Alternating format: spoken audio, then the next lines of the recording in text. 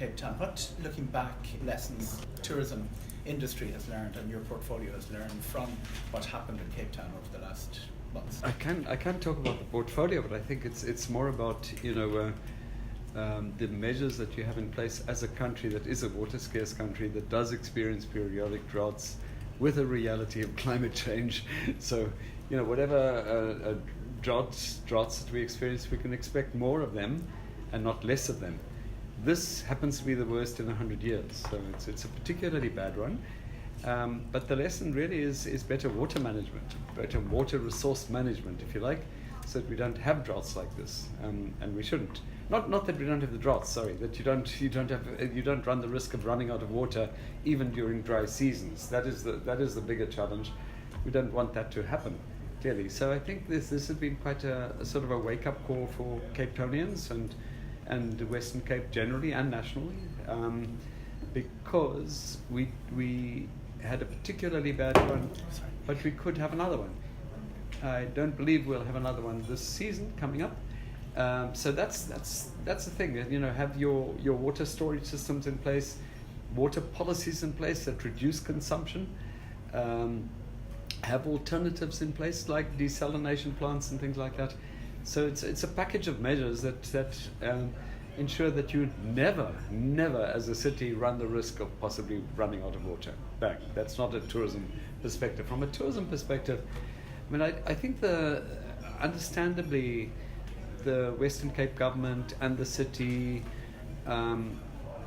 tried to raise the consciousness and they did very well in getting consumers to respond with quotas and with the buy-in and cooperation of hotels, etc. And so they did very well in reducing per capita consumption significantly, i.e. reducing demand, which staved off a potential crisis. One lesson out of it for all of us is that they were looking at the worst possible scenario as a scare. That there's going to be a day zero, nothing, no more water for anybody. It was never going to happen. That was sort of the worst possible scenario, and the likelihood of that was so slim that it was, I would say in hindsight, ill-advised to speak about a day zero, which was really not going to happen. So I think they got a sense of it quite early. In any event, the day zero with the reduced water demand, water consumption was sort of, postponed, and the day zero became a later day zero, and then finally day zero has vanished. But it doesn't mean that the need to conserve water and use less water isn't still there. So it's not that the dams are filled, but at least it has started to rain. And I think yesterday, as we were here, and I think today it's raining as well. I believe so, yeah. Good news. Yeah, Never has rain been so welcome in Cape Town. I'm a Cape Townian, I grew up in Cape Town, but for my years of growing up in Cape Town, none of us alive today have ever experienced such a dry period. And the lesson is, from a tourism point of view, don't scare people unnecessarily. And now I think the message is, no, the drought hasn't broken, but there's no prospect of arriving in Cape Town as a traveller and not having clean water to drink. Nothing. So we expect you guys to also send out that message, because it's significantly impacted, especially UK. We don't know. We had a great discussion this morning. We don't know about. I mean, you did something like breaking things, Brexit. Brexit. Brexit. That's your stuff. Brexit stuff. That's your stuff. We have our own stuff that we have to deal with in our country. But you did Brexit. We didn't do Brexit for you. You did it. And it wasn't a drought. It was a person-created crisis in the case of the UK. But looking at the different factors that, and maybe I'm preempting next questions, but the different factors that contributed towards kind of stagnant growth. So it's not like it's declined. It's not like it's gone into negative growth, but it's compared to other similar countries, USA, Canada, Germany, France has grown very impressively, but all of the European countries in 2017 grew, except the UK. And the UK, growth in the UK translates into the greatest numbers of jobs because it is by far our biggest source market, overseas source market, I should say. But the drought, no doubt, had a significant effect. And I did meet with the MEC for the Western Cape, the provincial minister, and their immediate forward bookings are looking very bad. But so it's affected Cape Town, but anything that affects Cape Town affects the rest of the country at the same time. So even Michael's bookings went down, less than other places in Cape Town, but down. So message right now is that really, while obviously in a water scarce country, one should be conscious of how one uses the water resource. But there is no crisis, and there's no possibility of people arriving in Cape Town and not having water to drink. Nothing. Send it out. Please send it out. We listened to your speech last night. Yes. You were very much embracing all the African continent Yes. with Indaba this year, very Yes. much how you're portraying it. The open borders policy that you have at the moment seems to be welcoming people from all over Africa into the country. And is that affecting tourism? Is that good news for tourism? Well, we don't have open borders across the board in Africa. So some African countries do need visas to come to South Africa.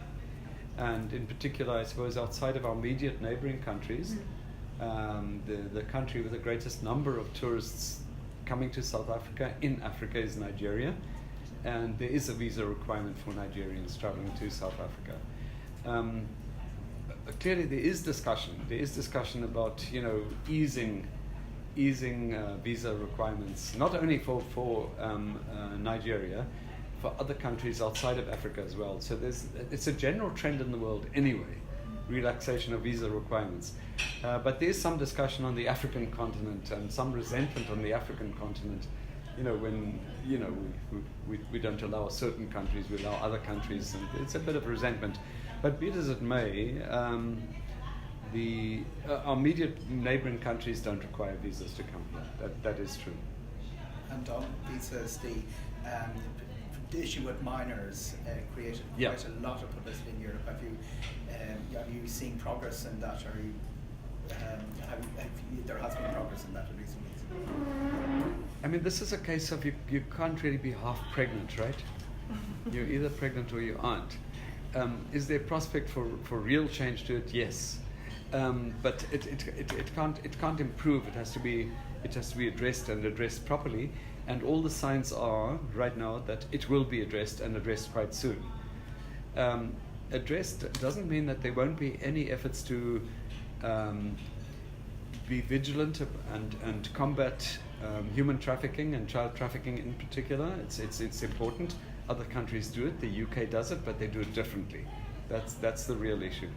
And the differently, which we looked at in 2015, the immigration regulations which make these provisions for minors, especially minors traveling with just one parent or traveling without any parents, those provisions kicked in 2015, and you would know better than anyone else, had quite a devastating effect in 2015 and the early part of spilled over into 2016 a little bit. But 2015 we were hit very badly by a combination of two things. One is this not just the unabridged birth certificate, but visa requirements generally, new provisions for visa requirements, and then the Ebola crisis, which was again one of these things about that have to do with messaging. It didn't impact on the UK because I think the UK they know, but it impacted significantly on some other source markets, USA, because Africa was South Africa and the rest of Africa, it's all one. West Africa, South Africa, if there's a disease in West Africa, necessarily that disease has to be in South Africa, but that's the way it is. But the unabridged birth certificates did have a big effect and continues to.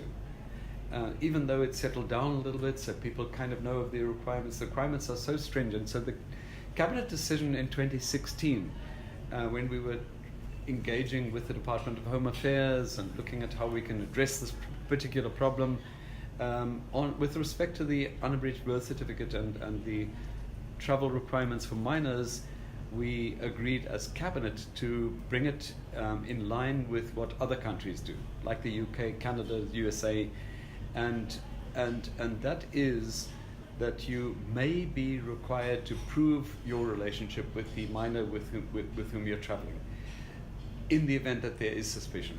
And so there's a strong advisory note that you should carry the following documentation with you in order to prove that relationship. The practice, for example, in the USA, if you're traveling with a minor and the same name appears on the passports, what is your surname? Austin. Austin. A-U-S-T-I-N. Austin. Yes. So, Texas. so Mrs. Austin traveling with Linda Austin, 14 years old. They kind of look alike. They carry the same passport with names on the passport. Through. But there you're traveling with a 14-year-old child that doesn't have the same name as yours and looks distinctly like he or she might come from Vietnam or something like that. Hey, there's something not quite, or even sees nervousness on the face of the child. And that's where you need trained immigration officials. The UK immigration officials are really well trained. And so so you need trained immigration officials that when they pick up anything that looks remotely suspicious, they would then pull the people aside and ask a few questions and maybe ask for documentation. If the documentation cannot be produced, they don't send you packing back home. They give you opportunity to obtain that documentation. If in asking you the questions and you are able to produce some documentation, there's one document missing, they would say to you, but in future I think it's better if you carry this document with you, but they've satisfied themselves that this is not a case of child trafficking. Through. That's not the case in South Africa. So we will change the regulations. That's a relatively simple thing to change. That's why I say we either change it or we don't, and we are going to change it. And we hope to change it by the end of June. Well, when I say we are, it's not in my domain, but I'm confident that we have persuaded the Department of Home Affairs that this change is necessary, and we will get agreement on the change. And so that'll make your life a lot easier. Good news. A lot easier. Sorry, when you say change it, will that just be a little band-aid thing? No. Change. That's why I say you can't half change it. Yeah. So we will change it to say you may be required to carry these you may be required to prove that relationship. So instead of you must have the following documents, it'll be you may be required to carry to produce the following documents. Brilliant. Yeah. Esme, do you have any questions? I just wanted to get your reaction on the new flight route and how you hope that will change tourism in Durban. Yay. Next question. Yeah. It's going to make a difference. It'll make a big difference. Firstly, we're trying to spread the load anyway. Spread the so getting better geographic spread of where tourism occurs, getting better seasonal spread. All of that is very important for tourism. So having a direct flight to Durban, especially from the UK, very significant for us. Very, very significant. Any new direct flight from anywhere to a South African airport is good news. So what we've seen with this Cape Air Access program, I mean, they have increased the numbers of seats to Cape Town over a year or so, increased by 800,000, which is huge. Number of seats per annum. So numbers of people, potentially more people that could come to Cape Town. Recently, so we had this announcement, but recently Alitalia announced a direct flight from Rome to Joburg, which is also very good news. So I just met with our country manager in India. We had a direct flight from Mumbai to Johannesburg, and that was discontinued a few years ago. And that's a big issue in India, because it becomes quite difficult. We're a long-haul destination anyway, but then to have to go via Dubai to South Africa just makes it so much more difficult and more expensive. So we hope to, over time, to get more direct flights to South Africa from different places. And so that's the elaboration on my yay. and